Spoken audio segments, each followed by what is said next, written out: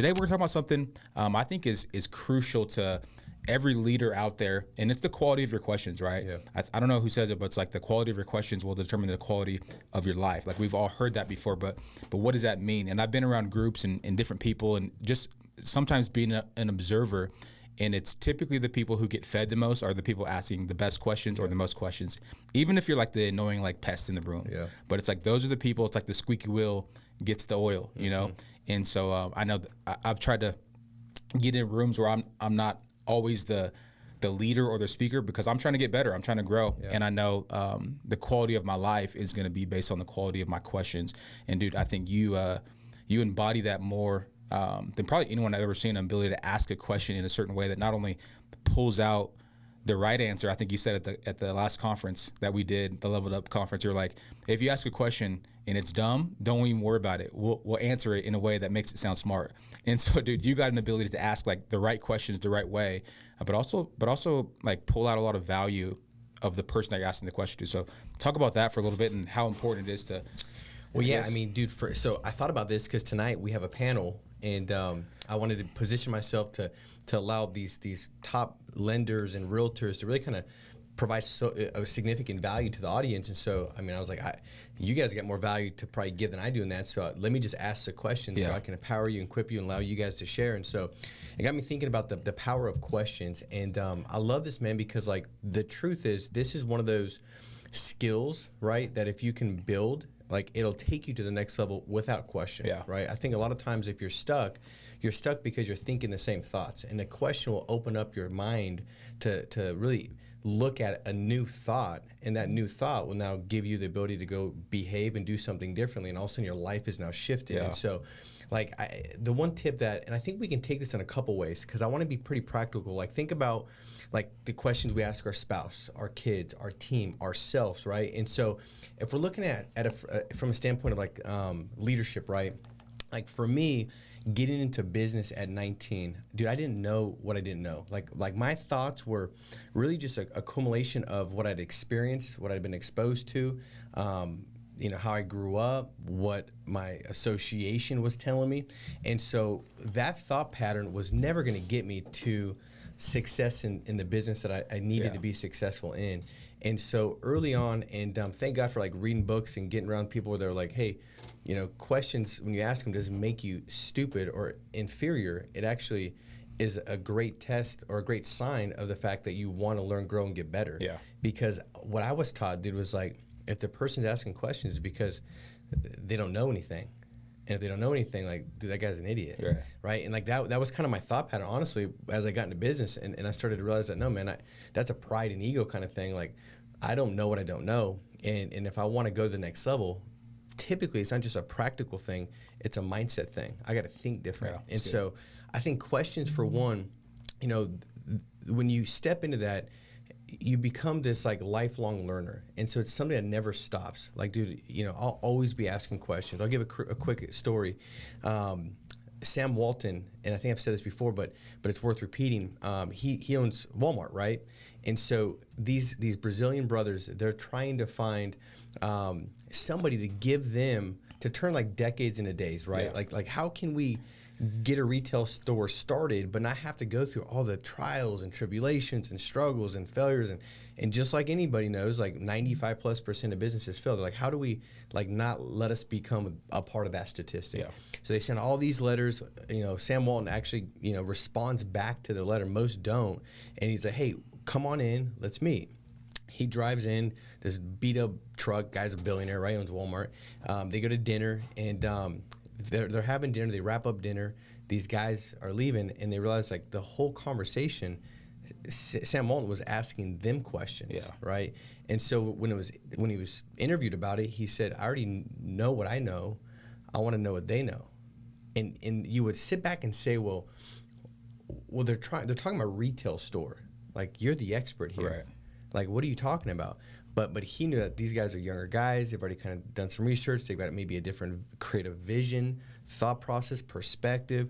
And he just wants to know, like, what do you know? And so fast forward, it's like a couple years go by. These brothers, they start their retail store in Brazil. True story, they get a phone call, And this guy's like, hey man, there's this guy that just got arrested. He was crawling down the aisles. This white guy, American, and like, that's weird. Come to find out, it was Sam Walton, dude. He was going down the aisles, measuring them to see how they were able to get all the merchandise and stuff the way they had it, because they had the aisles dialed in more. And it just goes to say, like, man, like, that's why he was great. He wasn't great because XYZ. He was great because he developed the discipline and the habit of being a lifelong learner. That's so good. You know?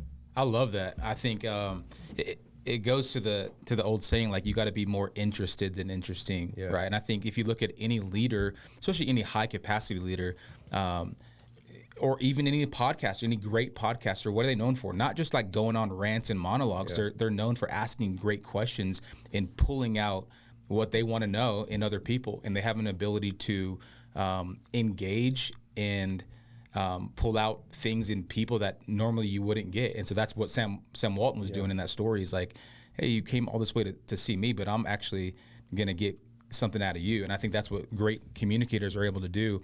And I heard a similar story of a pastor going down. I don't know where it was. Chris Hodges, he tells a story about when they were starting the youth ministry. And he's like, I flew down, I think it was Colombia.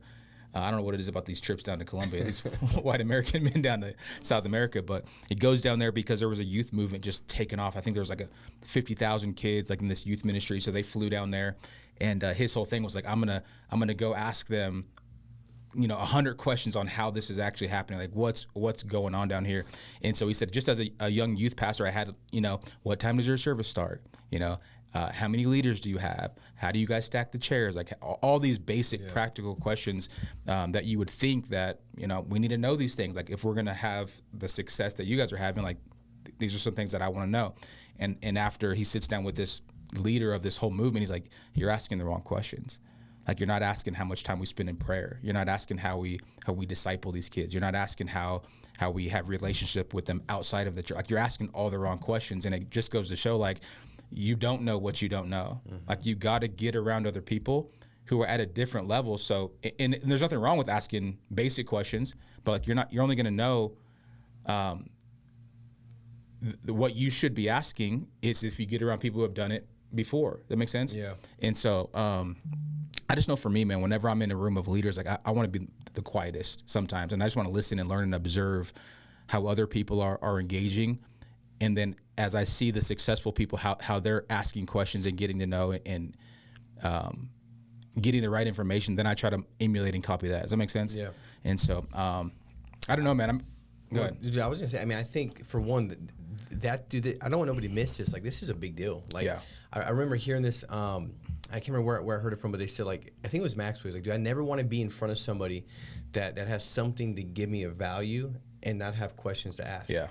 And so, like, he went on through his kind of preparation of, like, if I'm getting ready to go meet somebody, or I know that, hey, I'm going to, connect with this person, or I'm going to run into this person, and he finds out, like, all right, this person's got a lot of value that they can share on maybe a marriage or whatever it is, right? That's good. He's like, I'll prepare a series of questions. Like, what should I be asking? What do I not know that if I did know would make the greatest difference in me being able to have a better marriage? And you obviously you could fill the blank in, right, good, with anything.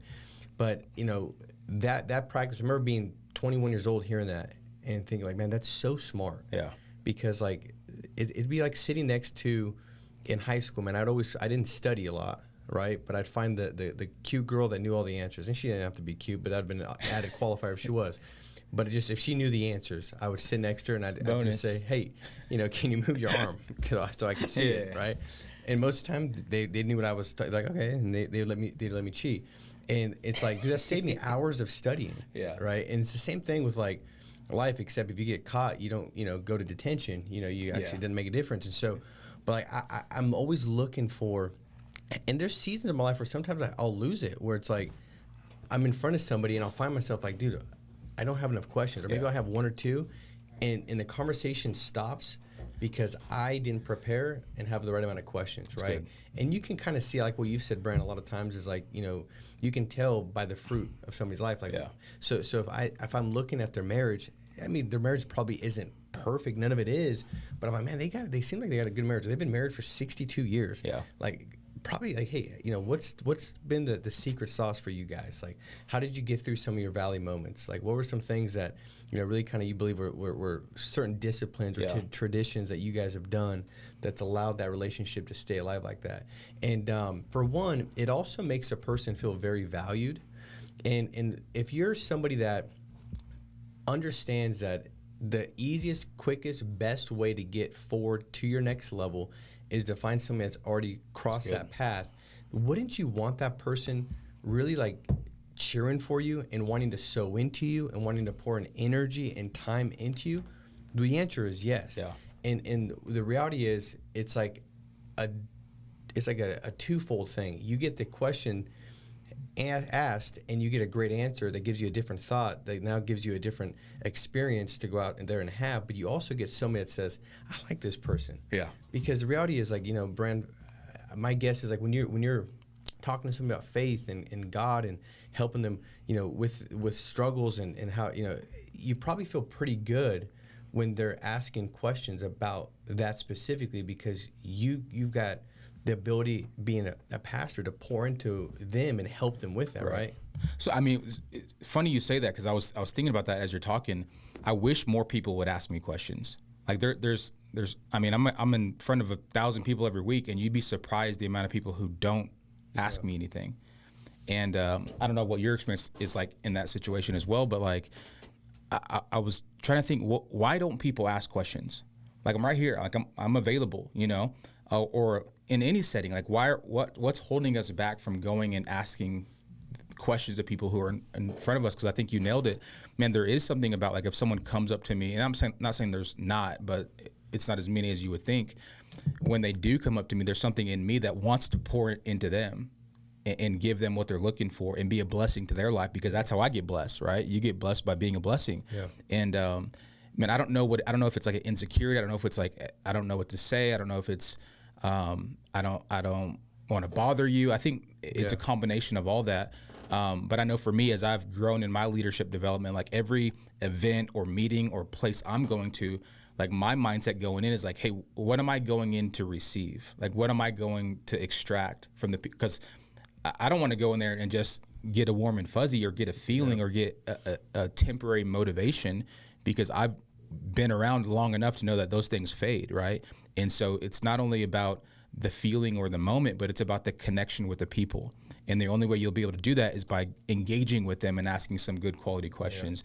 Yeah. And you're right. I mean, you're going to pique a good leader's interest, and that's going to be the door that may open for you to your next level of life. But you'll never know if you're not willing to go up and ask a good question, right? Yeah. And so what's your experience been like? I know in insurance and conferences, it's kind of a little bit different, because people are like there and they're hungry and they're kind of taught to like, hey, go ask questions. So like, what's your experience been like with that? I think that's the difference, dude. Like it's taught. Yeah. Like, so it's something that it's like a culture thing. It's like, hey, go ask questions. So you'll get people that, they're kind of, that's what they know to do. But I'd even say, like, when you're putting your time, energy, and effort into something, right? If you're going to spend a moment with somebody, or a moment just doing something, like for me, the thing that kind of helped shift where I started to like just see more fruit in my life was making sure I was maximizing every moment, right? So it's like, if I'm going to spend some time with somebody, and we do this quite a bit, man, we'll hang out, at the houses and barbecue and stuff, and it doesn't take very long where we start to have an intellectual conversation. I'm asking you questions and about what you're doing, the church leadership. Like, we end up finding a way to start talking about something that's meaningful, that's going to provide fruit for our lives. And not to say we don't have small talk and just like kind of hanging out, because we do. But I don't know if there's ever been a time where it doesn't end up there, right? And the reality is, because I know when I'm with you, there's value I can get in multiple areas of my life. So I want to get that. So I'm intentionally asking questions, and then you want to give it, and then you ask me some questions, and I want to give it. And I think at the end of the day, like, the Wi-Fi password, for instance, Rich, and I'll share it with you guys. So if you want to come to Commando, you can have it. It's give and grow. Let's go. Well, the give and grow is just because it's a reminder, and I wanted it to be that. So if somebody's like, hey, your Wi-Fi is going to crash next week. yeah, it's on overload. We got all these hoodlums parked out by the building. But it's give and grow, because like it's a reminder, like, man, that is, if you're like, I'm lacking fulfillment. Yeah. Well, give and grow. Those are the two things that I believe will help you feel fulfilled when you're growing and learning. Yeah. and develop a new thought process and pattern, it gives hope, right? And I think that the one thing I'm reminded of is how important it is to have just like great association, and then great questions to the great association. That's so good. if you can get around good people and ask good questions, it produces good thoughts, right? And those good thoughts are going to lead you to the actions you take and the life that you ultimately live. And so I think today, you came up with this idea just now. You're like, hey, man, why don't we just go through some questions that we've had asked over the last, 12 months, that more common questions, right? We engage with different groups, different people. Like I talk to a lot of people in the secular world, or that's different businesses. Like, hey, what about this? What about that? You have a lot of questions throughout the week with the church and the different people that come and say, hey, what about this? What about that? And at the end of the day, for me, let me just say this. Like, I think that, the person that asks questions and that's seeking help, man, like, people want to help. Yeah. They want to give back. They want to. Some of the stuff that's the most rewarding that I've experienced the last week with some of my traveling is people asking questions and me being able to kind of put their shoes on and say, man, I used to be in that spot. I used to kind of deal with that same thing, and then being on the other side of it, thinking about the 3 ways I failed to finally get to the answer I'm going to provide, and how rewarding it is to know that, hey, maybe you get to kind of sidestep some of those pitfalls and pratfalls because of the answer I'm going to give based on the question that you asked. And so it's said multiple times, the quality of your questions determines the quality of your life. And so we've got some really good questions that, people have brought to us and we've gone back and forth with. And so I'm going to ask you the first one, dude. Let's go. All right. So the first one is, what's harder, leading people or leading yourself? Well, first of all, it's a good question. I think they're both hard in different ways, right? So I would say, ooh, that's a good one. I would say probably leading others is probably harder because I can't control them. Yeah. Right? So I can control myself. I can control my action. I can control, what time I wake up. I can control my activity. I can control my attitude. I can control how I respond. I can control, what I'm putting into something. But I can't control other people. Yeah. Right? And so I can do my best to encourage, to equip, to inspire, to resource. But at the end of the day, they still got to make the decision. Yeah. And so my philosophy is always like lead from the front. Mm-hmm. And so if I'm trying to lead other people, it's like, well, am I doing that thing myself first?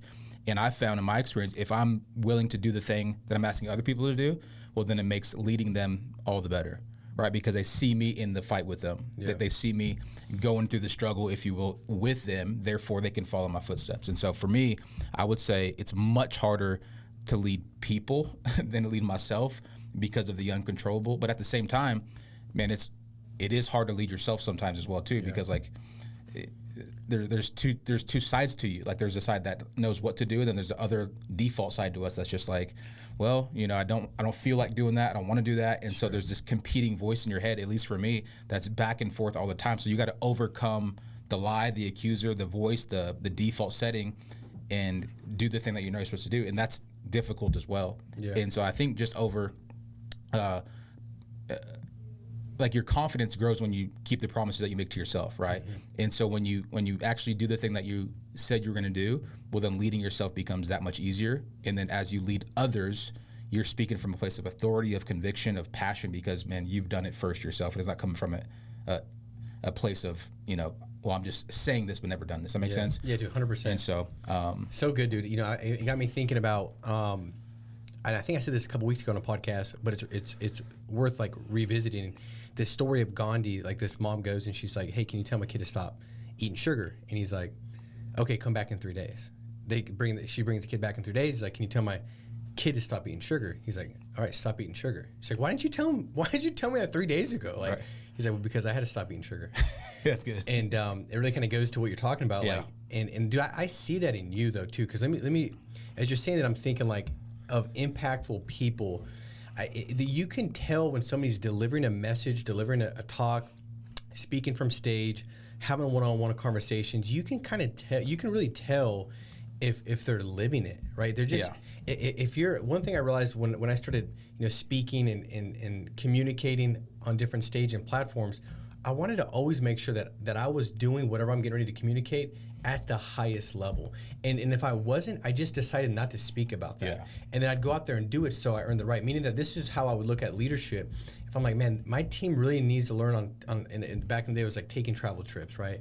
I had my own little territory that I would go to, and it was consistent lead flow, dude. It was easy, it was predictable, it provided great fruit, but the reality is most agents couldn't go do that because we only could produce so many leads at the time. It was direct mail, and I remember starting to talk about like just do some travel trips, right. Like you got to travel. And I'd communicate that, and nobody was really doing it, right? But then I started to go out to Modesto and all these different areas, and I traveled long distances. I would get on a flight to go run production. Now, when I got up, I was saying the same message, and even if I didn't tell them that I had just done it, the way I said the message, it held so much authority and authenticity because I had done it, right? 100%. And so I feel like the same thing when, I hear so many people like, man, Brand's message impacted me in such a mighty way. Well, for one, God's got his hand on the message, yes, and he's working through you, but you're also doing a great job being obedient and living the message you're communicating, right? You're not getting up there and saying something that you're not living out. And I think that's such an important thing from a leadership standpoint of leading yourself. To me, that's the harder thing to lead is myself, because I can it's harder to lead somebody else in the sense that you can't control them, like you said. Right. But at the end of the day, like for me, man, like I know what I need to do, but then having the ability and will, to do it, that's difficult. Like me, that I know all this stuff in my mind of what to do and the success principles and the concepts. Yeah. It's kind of like knowing the word really, really well and having it all in your head, but you're not tested yet. You're not lived it out. I mean, you can know it all, man, but it's hard to lead yourself with it. It's different. That's the rub, right? I love like what the Apostle Paul says. Like, dude, he's like in this. He knows what to do, but he's like, I don't do it. Yeah, like, yeah. And this is like the guy that wrote most of the New Testament. And I remember reading that and being so encouraged. Like, man, if that guy has a hard time leading himself, that's good. It's a good thought. Well, then I probably am going to have a hard time leading myself. That doesn't make it okay to not lead myself well, but it makes you realize that I got to do some work, man. I got to be intentional. I got to create some disciplines that actually allow myself to lead myself well and not get distracted, pulled into temptation, pulled into a lower level. That I got to set those parameters up. You know what I mean? Dude, very good. I mean, I concur and agree with everything you're saying, because there's nothing like leading others in something that you haven't done yourself. Yeah. And then when you actually have done it, well, now you're speaking from a place of authority. Yeah. And like when you're talking about your travel trips, well, now you could actually teach on things so much better because you got stories, you got insight. Like there's certain things that you don't know if you've never done it, right? So I can teach something in principle, but then in the practicals of it, like maybe because I haven't gone through that, I can't speak on it the way that you can. Yeah. Right. And so I love that. I mean, either way, they're both difficult, and they're both. Yeah. So here's a second question. Speaking of discipline, what's a better leadership trait that you would say, maybe not for you, but as you're bringing on? I know we got a bunch of youngsters here in the office that are just kind of coming up, figuring out life, figuring out leadership and kind of their role. What would you look for in a person to have more kind of big vision? Like, man, I want this and I want that. Here's why I want it. They're able to articulate a big vision well, and they're ambitious. Or someone who's just like super disciplined, but just like, hey, I'll show up, I'll work hard. Both? Yeah, of course. It's almost like you want both, right? Those are. I mean, I think two is probably the most important traits of a leader, right? But sometimes you can get someone who's super disciplined, but just like lacks vision. I just show up and do my job. I do what I'm supposed to do, but like. Dude, to me, like, if I got to pick one, like, for one, both, right? Yeah. Like, you want vision and discipline. And I love the analogy you said about, like, these guys coming on board because you're self-employed. The definition of self-employed is you're leading yourself. You're not an employee being led by somebody, being told what to do, when to do it, how to do it, why to do it. Now it's up to you to choose. Every choice you make is on you. Like, what do I choose to do? And so I think I would say, Brand, like, discipline first. Just because, like, a person that lacks discipline, they'll never make a vision come to pass. Yeah, that's good. So they may be a person of vision, but I believe that vision is just going to be wishful thinking because they don't have the disciplines to actually make the vision become a reality. And so I would probably say discipline. I love the quote. I think Jocko Willink says, like, man, discipline equals freedom. And it's like the reality of, like, when you can kind of discipline yourself and have that self-control. And I've always thought this, man, like, out of all the fruits of the Spirit, probably the one that to me seems to be one of the most important is self-control. Yeah. I mean, because, like, if you don't have control of oneself, man, it's going to be a life full of highs and lows and peaks and valleys. Like, it's going to be an emotionally unstable life, right? And that's not a life worth living, or a life you want to live. And so I think discipline, first of all, because if you're not disciplined as a leader, dude, you're gonna self-destruct. Yeah. You know, you're not gonna get nothing done. You're gonna have all these desires to go somewhere, but you absolutely go nowhere. And once you're disciplined, I think a person that's disciplined and they have that self-confidence that comes from self-discipline, now they can kind of sit back and they've got some confidence of themselves. And so now as they sit there, they can paint a better vision of this disciplined version, making to these new levels. So I think discipline could provide and produce vision, but I believe vision doesn't necessarily always produce discipline. I think, if you study leadership, and especially the best leaders, and you pull all the commonalities, like you see, they're all extremely disciplined. Like there's probably a lot of routine in their day, which can become mundane or boring, but it's like it's that discipline and structure that gives them the ability to produce at a massive level. And so I think the reason most people, like you said, live such a up and down, high and low life is because they lack discipline, right? And so there's no consistency in their habits. There's no consistency in their reactions and their relationships. And so it's kind of just like the Bible would say, like you're tossed to and fro by every wind and wave that comes your way, instead of being planted and having like discipline, right? And so, what's the other scripture about, like looking in the mirror? Bro, I don't know. Me asking me scripture on a podcast. You know what I'm saying? People, it's a good one though. Whatever it is. Well, I think it's James. It's like you're double-minded, right? You look in the mirror and you double-minded man is unstable in all of his ways. Yeah, I mean, I think that it's kind of like you could have vision. That's like looking in the mirror, right? And seeing the best version of yourself, seeing where God's called you to, what you could accomplish, what you could do, the impact you could have. But then I believe, like, to me, it's like if you look, the double-mindedness is like, I've seen the vision, but now I'm not doing the action. Yeah, that's the worst place to be. It's the worst place to be when you can see what could be, but then you don't lack the discipline to do it. It's like faith without works is dead. 100%. That's exact. So faith is vision. Right. It's confidence what you hope for. Yeah. Which means it's not here, because hope in the present is called accomplishment. Yeah.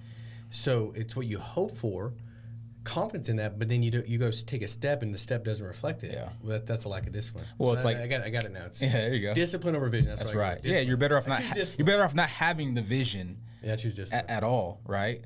If you lack the discipline to move forward. We didn't prepare for none of this stuff. Let's go. That's good. I've got it now. Discipline. All right, we got to walk ourselves. All right, here we go. Would you rather have a team that's loyal or a team that's talented? I'll do loyal for sure. Yeah, loyal all day. That's an easy one.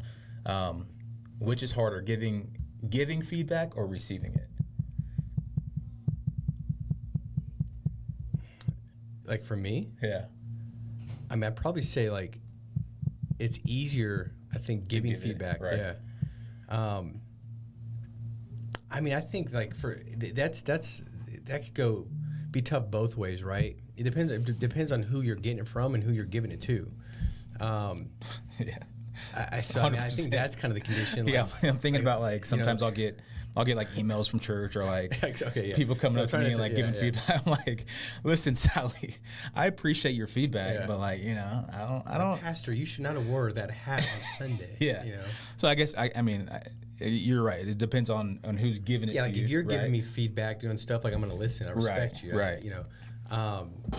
But if somebody else gives me feedback, I try to open my mind because I believe I can learn something from everybody. Yeah. But it's also what context are they giving me the feedback on something that they're an expert in and that they should have an opinion on.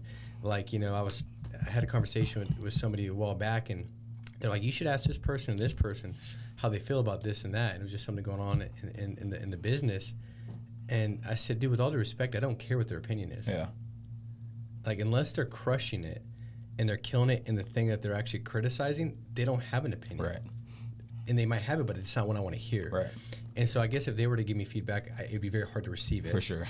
And then sometimes it's hard to give feedback depending on where you're at in that hierarchy, so to speak, right? Like if you're watching this podcast, you're in a like say you're working for somebody, and like I really should give feedback, because if I give feedback to the leader, the boss, it can really unmask some problems that are going to come down the road. But I don't want to also come across in a way that damages a relationship or makes them feel a certain way, and so you have this fear and trepidation. So I think that can be a tough time to want to give it. Yeah. And so I just think that, man, like at the end of the day, when I'm giving it or receiving it, my heart posture's got to be good. And that's not an easy thing to have, but I have to be in a position where I'm like, all right, God, give me the words of wisdom. So when I craft this feedback, I'm going to give. Like I'm going to give somebody some feedback when I get out of the podcast, right? But I got to do it in truth and love. Yeah. If I don't go intentionally, like say, okay, this is not about me trying to seek satisfaction because I'm irritated by this, and so I could go kill him on it, or I could just sit back and say, how do I get the result that's going to be leveling up that person and leveling up the relationship? So I think that's, well, I think that's probably, well, I know that's definitely better well done than most people. Like most people don't give that much thought to how they're going to give feedback. It's typically like, how can I tell this to this person so I can get a better result for me, as opposed to how can I bless this person so they quit making this mistake, right? So I think number one, it's the relationship, right? Like what you said, like there has to be some sort of relationship there. I know like when Mariah gives me feedback, I listen. Mm-hmm. It's like, if anyone can give me feedback, it's her, because she sees it all, right? And so I respect her opinion. Why? Because she's the closest to me. So I think when you say like for me or for you or for people that are close, man, it's easy to receive if there's a relationship there. It's much harder if that, some dude out here has a big ego and he thinks he's done something, then wants to speak into your life and they got no context. So couple more, yeah? Yeah. Let's see. Should leaders focus more on growth or stability? That's a good one. That's a real good one. I think in the beginning, you got to grow.